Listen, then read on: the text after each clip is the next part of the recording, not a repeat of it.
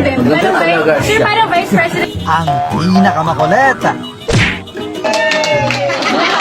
at pinakakoelang naging presidente ng Pilipinas.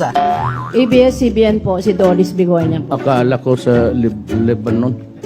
Wala na sigurong agaw pa sa titulong yan kay Pangulong Rodrigo Roa Duterte. Lente nga taga Bacolod. Guladala ka ng toko dito. At sa nalalabing mga araw ng kanyang panunungkulan, narito ang mga hindi makakalimutang epic bloopers ni Digong.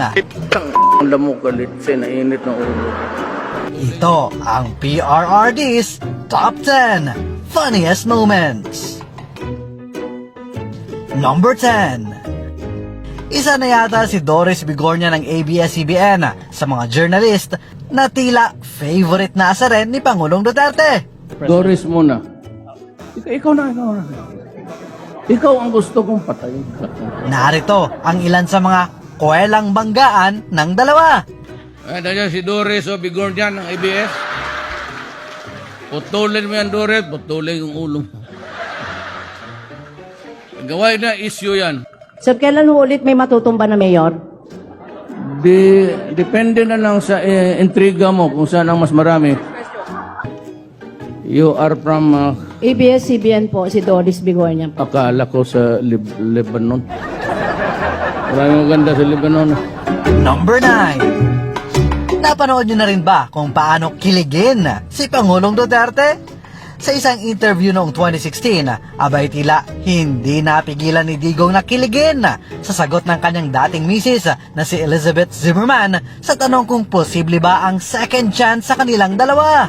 Reaction dun sa second chance. Second chance. Ikaw, intrigued after Follow up We have been friends ever since adult kami because we are also married sa church.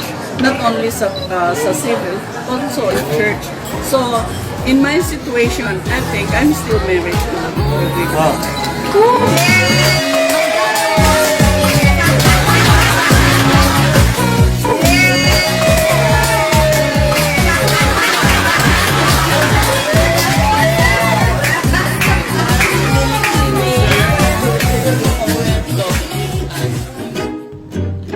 Number 8. Pwede man lang mag-toilet break habang nag-aantay? Sige, okay. Pangatlong ihi mo na yan, Mar. Panahon pa lang ng kampanya, nakitaan na agad ng kakulitan itong si Pangulong Duterte. Sa behind the scenes ng isa sa mga COMELEC debates na pinangunahan ng TV5, lumitaw ang pagiging komedyante ni Digong. Bakit naman nila ayaw tayong magsama sa isang kwarto? Nagtataka din ako eh. Ikaw ata nagsabi, huwag mong ipapasukin si Duterte dyan. Nauna ka sa akin dito. Yung convoy mo, sinusundan ko. Ako maski na sino makasama ko sa kwarto, basta matino. Ako na yun. Dahil nga sa mga have na hirit noon ni PRRD, hindi may pagkakailang maraming botante ang nahulog sa kanyang sense of humor. Pero ito hindi campaign outfit to ni Mayor. For sure. Off-white. Ang ina, binirili ko ito dyan sa ano. Ready-made, you know. Maybe acknowledge the presence of Governor Davide. Congressman Luigi Quisumbing, Congressman Advincula, Mayor Tommy Osmeña, Attorney Mike Toledo, Mr. Lourdes De Vera, Secretary Ace Durano. Wala ako nakilala dito.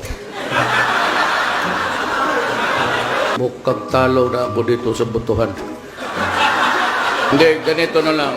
Yung hindi natawag dito ng dalawa, dito na kayo sa akin.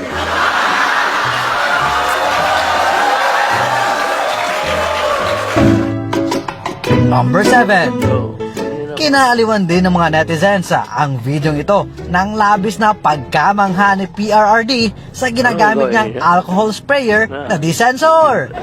Ito. Oh, tingnan mo itong binigay na. Tingnan mo ha, pag ginanong ko. Oh. Oh, alcohol. Yan. Kaya ako, kanina pa ako, sige, naglalaro ako. Nag-enjoy ako na pag-sprout eh. Alcohol. Oh. Number 6.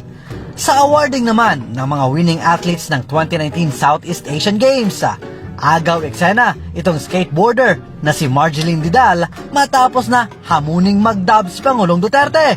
Abay syempre, game na game naman ang ating Pangulo.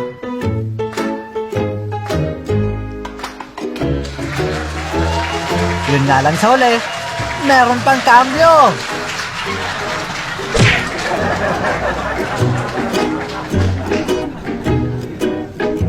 Number 5. Sa isang panayam naman ng international news network na Al Jazeera kay PRRD noong 2016 sa kasagsagan ng tukhang sa bansa, abay tila kinabahan ang reporter na ito nang biglang tumawag ng cut si Digong at may pinapakuha. Let me cut this for a while. Pakikita, pakihanap yung newspaper kahapon. He wants to show you the newspaper. Oh, sure, no problem. Newspaper lang naman pala. Akala siguro ni Kuya, siya na ang susunod na matutumba.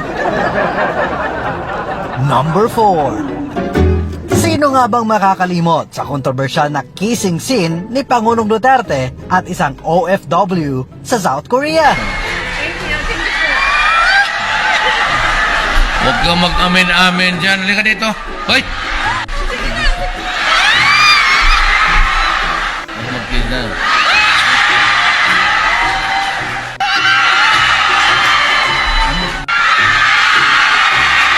Umano ito ng iba't ibang reaksyon. Marami ang natuwa, pero marami rin naman ang nagtaas ng kilay. Pero ayon naman sa nasabing OFW, para kay Pangulong Duterte at para sa kanya, katuwaan lang naman daw at wala namang mali siya. Walang mali siya. Sa akin, sa kanya, walang ibig sabihin. Number 3. Natatandaan niyo pa ba ang ninja moves noon ni Ilocos Sur Mayor Chavit Singson kay Binibining Catriona?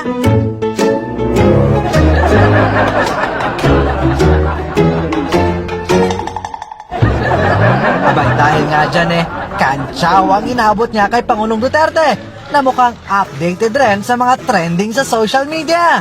Ito si Bong. Sige siya, pinapanood niya yung gimmick mo doon sa... Sabi niya, tingnan mo talaga si Chavez ito. Sabi ko, huwag mong gawin, baka hindi totoo yan. Totoong patulog-tulog siya, pero... we can only say good luck and may the next mission be accomplished. Number 2. Bago pa man naging mortal na magkalaban sa politika, abay maraming Pilipino noon ang kinikilig rin sa kanila. Bakit si Lena? Ay, ako sabihin, nahiya ako. Maganda siya. President na yun. Maganda talaga siya. Parang vice president na yun, di ba? Mga panahong tila may spark pa ang kanilang mga mata. The love team we failed to protect. Yun ang sabi ng iba. Pupunta rin ako dito kasi nandito si Vice President. Kung saan siya nagapunta, nagpasunod-sunod ako. Biyuda kasi. Anod ba ako sa... totoo, anod ako sa asawa. Ma'am, balita ko may boyfriend. Do not be offended, pero yung sabi nila, hindi yung totoo.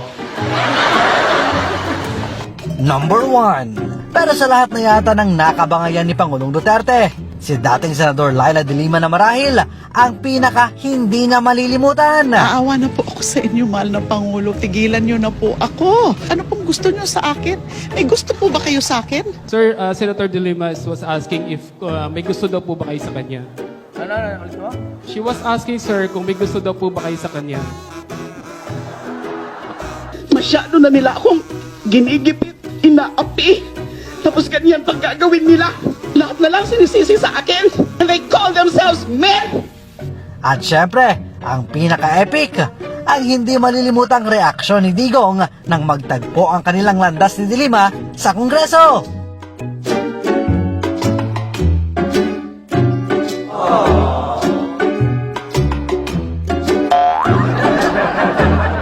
At yan ang top 10 funniest moments ni PRRD. Maraming salamat, Pangulong Duterte, sa 6 na taong panunungkulan bilang Pangulo ng Republika ng Pilipinas.